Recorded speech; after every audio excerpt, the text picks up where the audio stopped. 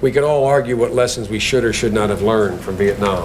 But I suspect there's one most of us would agree on, and that is that no foreign policy, regardless of how well-fashioned and how brilliantly laid out, can be sustained without the informed consent of the American people. The informed consent of the American people. That was Joe Biden, then a U.S. Senator from Delaware, speaking at the Atlantic Council a quarter century ago on June 18th, 1997. He was discussing the then proposed expansion of NATO to include at that time Poland, Hungary, and the Czech Republic, and the possibility of further expansion in the future. Thus far, the American people have not only not been asked to give their consent, they have not been informed as to the cost and obligations and benefits of expanding. Although Biden did express some caution in how the U.S. treated the concerns of Russia over the proposed enlargement of this military bloc into its former buffer states, he also said that there was little Moscow could do about it. I firmly believe that NATO enlargement need not adversely affect the U.S. relationship with Russia. I came to this conclusion on a trip to Moscow and several Central European countries earlier this spring. Although few Russians are fond of NATO enlargement, policymakers in Moscow have accepted it. Moreover, no Russian politician with whom I met, from communist leader Ziganov to liberal leader Yavlinsky to nationalist leader Lebed, believe that NATO enlargement constitutes a security threat to their country. I did not find a single official.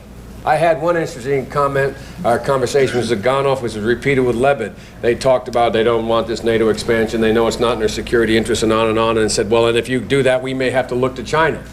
And I couldn't help using the colloquial expression from my state by saying to Ziganov, lots of luck in your senior year. Good luck. And if that doesn't work, try Iran.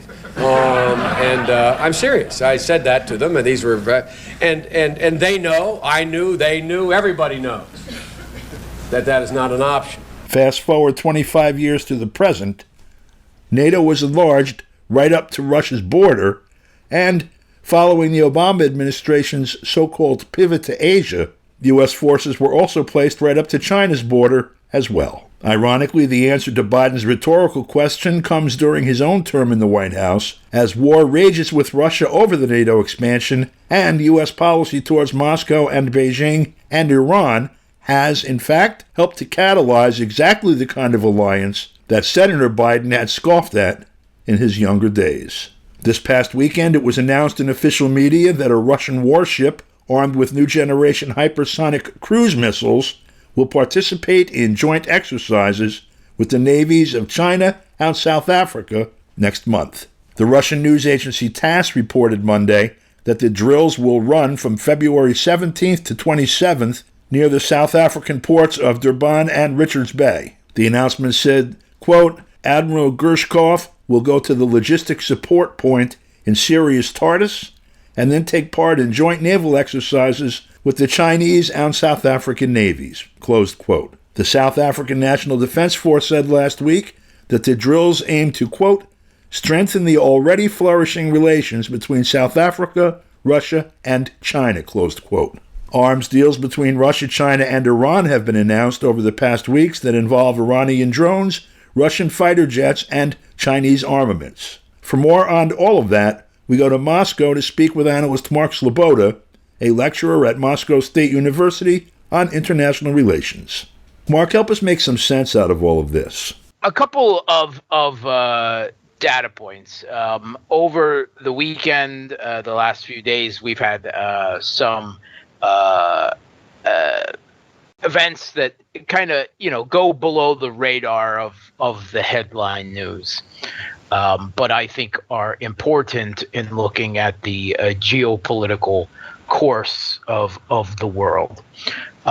Iran just signed a free trade agreement with the Eurasian Economic Union, the Russian-led.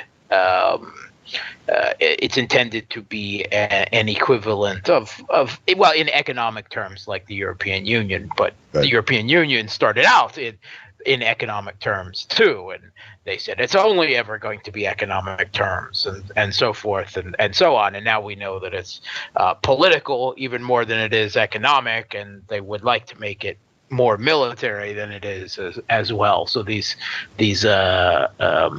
multilateral organizations have a way of expanding. Another interesting note is the U.S. was complaining to South Africa. One, they were complaining about Russian South African military relationship and cooperation. South Africa buys some military equipment from Russia, and they were recently transferring some military equipment to Russia as well. And the U.S. was complaining about that and the fact that Russia and China were conducting naval drills with South Africa off of the South African coast. Because, I mean, the way the U.S., particularly the way most recently they've talked about Ukraine and Russia upset that that Ukraine, they want to bring Ukraine into NATO, and that NATO is expanding to Finland and Sweden and so forth. And they say that a country has the right to make alliances with whomever it wants to. Well, that's true, except when it's against the geopolitical interests of the U.S. Therefore, Iran is not allowed to be an ally of Syria. Russia is not allowed to be an ally of Syria. Iran's not allowed to be an ally of Venezuela. South Africa is not allowed to have a relationship with Russia or China, and so forth and so on. So that only works one way. It's right. The standard type of hypocrisy, and so those statements mean nothing. And just over the weekend as well, the ex-Russian president and prime minister, and still the chair of the National Security Council, Dmitry Medvedev, whom has gone from, I would say, not so closet liberal to a very intense war hawk. On a level that would make the recently departed Zhirinovsky, whom is best described as a soft Russian nationalist, blush, I think, or be proud, depending on. It almost seems like he's angling to take that, particular niche in Russian politics. So this is all working together, and we've seen headlines over the past couple of weeks about the U.S. complaining about the Russian and Iranian military relationship. New York Times: Russia and Iran are strengthening their defense partnership. And NBC: Russia is providing unprecedented military support to Iran in exchange for drones, by which they mean Russia is going to supply the Su-35, their fifth-gen fighter bomber. So this is and the constant complaints about Russia and China growing ever closer together, and about China and Iran growing closer together. And Bloomberg asks us just a couple of months ago, can the U.S. take on China, Iran, and Russia all at once? Well, the answer to that is why everyone's so upset. And obviously the answer is no, they can't. And they're stupid for trying to do so. One of the rules of geopolitics, of realpolitik, is balancing, right? And you try to prevent the formation of an opposing military, political, economic bloc that can emerge against you that might be stronger. So are you suggesting that a strategy of trying to attack each and every country in the whole world at the same time might be a bad idea? It's a bad idea. I mean, just from realist terms, right? Henry Kissinger, when he engineered the he didn't engineer, he exploited the existing Sino-Soviet split and weaponized it. And massaged it, yeah. But yeah, he really did. Under Nixon, as Secretary of State, he said, this is great. But he also said that in another 20 years, we'll have to ally with Russia against China, You'll have to swing it back the other way. That is real politic, right? That is a realist. You don't poke everyone at once. You don't antagonize all the enemies.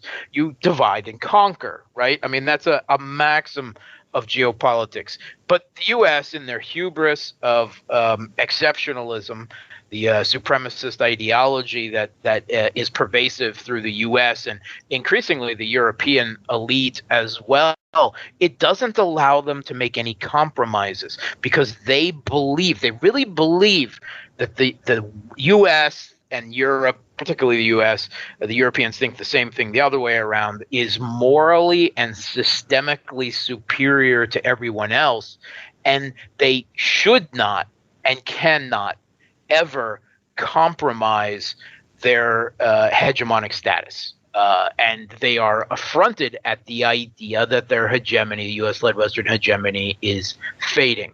And this is all very funny because there's a video that's resurfaced. Biden gave an interview back in 1997 where he was talking to the press about Russia's, under Yeltsin then, who was, he's in Russia, he's considered a U.S. quisling, that he was complaining about NATO expansion, the first round of NATO expansion east after the reunification of Germany, and that Russia had been promised that wouldn't happen. The Soviet Union actually had been promised Gorbachev's last naive days. And he joked about it. He was laughing about it. He's saying, they told me that, well, if you keep doing this, we may have to look to China. And he said, good luck with that. He said, he was laughing. And then, he joked, he went on and he told the Russian politician he was speaking to, and if that doesn't work out with you, try Iran. And he laughed even harder. And he said, we both know that's not a solution. Now we're seeing that's what's being dished up at the time, and Biden is president. It's his watch. So thank you very much. We'll speak with you again next week. Thanks for having me, Don. For KPFK, I'm Don DeBar.